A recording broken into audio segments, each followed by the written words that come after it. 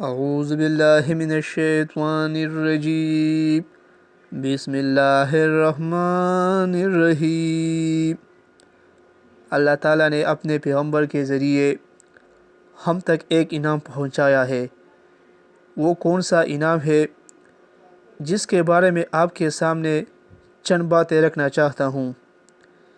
یہ ایمان کی لذت اور مٹھاس ہے اور بہت ہی خوش نصیبی ہے۔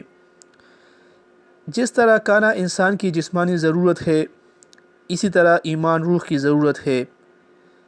کھانا پینا جتنا اچھا ہوگا زبان محسوس کرے گا۔ اگر کھانا اچھا ہو تو انسان اچھا محسوس کرے گا۔ اگر کھانا اچھا نہیں ہوتا تو انسان اچھا محسوس نہیں کرتا۔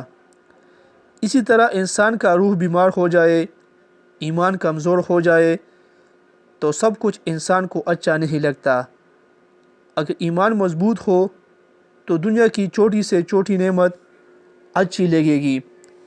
دنیا کی بڑی سے بڑی خوشی انسان کو خوش نہیں کر سکتا، کیونکہ ایمان کی میٹھی دولت ایک ایسی دولت ہے جو اللہ تعالیٰ کی طرف سے ہے۔ اللہ تعالیٰ جسے چاہتا ہے اسے یہ دولت نصیب کرتا ہے۔ بیماریاں، پریشانیاں، تکلیفیں انبیاء کرام پر بھی آئی ہے، صحابہ کرام پر بھی آئی ہے، اولیاء کرام پر بھی آئی ہے۔ تو کیا انہوں نے گلہ کیا، انہوں نے شکایتیں کی؟ بلکہ اللہ تعالیٰ کی فضل و کرم پر، اللہ تعالیٰ کی ذات پر، اللہ تعالیٰ کی مہربانی پر، سب کچھ پر یقین رکھا، بلکہ پریشانی کے حالت میں شکوے گلے کی بجائے اللہ تعالیٰ سے یہ دعا کی، قُل لَن يُصِيبَنَا إِلَّا مَا كَتَبَ اللَّهُ لَنَا هُوَ مَوْلَانَا وَعَلَى اللَّهِ فَلْيَتَوَكَّلِ الْمُؤْمِنُونَ۔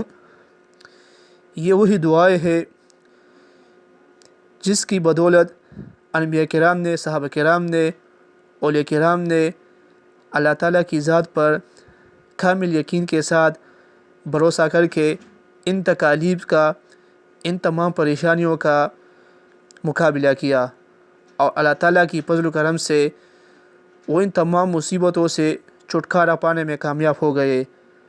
اگر ہم بھی اللہ تعالیٰ کی ذات پر بھروسے کے ساتھ اس دعا کو پڑھیں تو ہم بھی ہر قسم کی تکالیف سے، پریشانیاں سے نجات پائیں گے۔